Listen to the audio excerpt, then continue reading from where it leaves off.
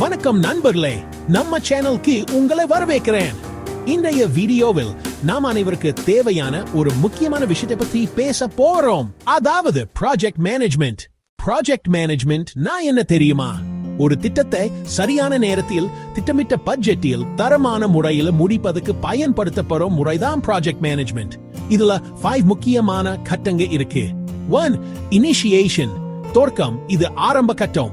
Project knob என்ன, ஏன் செய்யறது, யாருக்கு பயன் என்பதை முடிவு செய்வது. பிளானிங், திட்டமிடல். இது மிக முக்கியமானது. என்ன வேலை செய்யணும், யார் செய்யணும், எவ்வளவு நேரம் ஆகும், எவ்வளவு செலவு ஆகும் என ஒரு கிளியர் பிளான் பண்ணுவாங்க. 3. எக்ஸிகியூஷன், நடைமுறைப்படுத்தல். இங்க தான் ஆக்சுவல் ஒர்க் ஆரம்பமாது. டீம் மெம்பர்ஸ் தங்கள் பங்கை செய்து ப்ராஜெக்ட் உயிரோட வர ஆரம்பிக்கும். 4. மானிட்டரிங் அண்ட் கண்ட்ரோலிங், கண்காணிப்பு. வேலை எப்படி போகுதா, செலவு அதிகமா ஆகுதா, நேரம் மிஸ் ஆகுதா என்றெல்லாம் தொடர்ந்து செக் பண்ணுவாங்க. ப்ராப்ளம் வந்தா உடனே சால்வ் பண்ணுவாங்க. 5. க்ளோசிங், முடிவு. இது ஃபைனல் ஸ்டேஜ். ப்ராஜெக்ட் முடிச்ச பிறகு ஃபைனல் ரிசல்ட் கிளையண்ட் கொடுக்கப்படும். அப்புறம் லெசன்ஸ் லேர்ன்ட் ஷேர் நோட் பண்ணுவாங்க. அப்படியே ப்ராஜெக்ட் மேனேஜ்மெண்ட்க்கு ஒரு முக்கியமான கான்செப்ட் இருக்கு.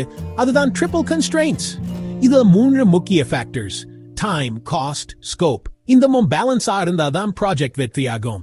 சின்ன ப்ராஜெக்ட் ஆனாலும் பெரிய ப்ராஜெக்ட் ஆனாலும் நல்ல மேனேஜ்மெண்ட் இருந்தா தான் ரிசல்ட் பெர்ஃபெக்ட்டா வரும். இதுதான் ப்ராஜெக்ட் மேனேஜ்மெண்ட் சுருக்கம். நீங்க இந்த வீடியோ பயனுள்ளதாக இருந்துச்சுன்னா லைக் பண்ணுங்க, ஷேர் பண்ணுங்க, அப்புறம் நம்ம சேனலுக்கு சப்ஸ்கிரைப் பண்ண மறக்காதீங்க. நன்றி.